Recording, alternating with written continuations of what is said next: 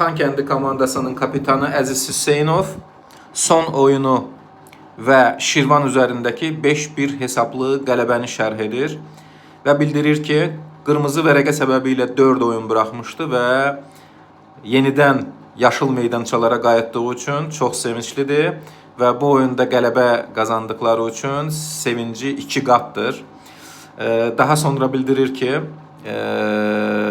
çox da olmasa da həyəcan mütləq var idi. Çünki həyəcan hər bir futbolun yaraşığıdır. Həyəcansız futbol da olmaz.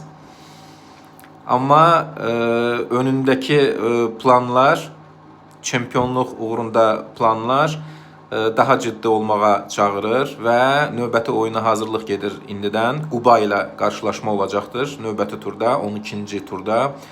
Qubanı ilk dövrədə, ikinci turda 4-0 hesabı ilə yenmişdi Xankəndi komandası.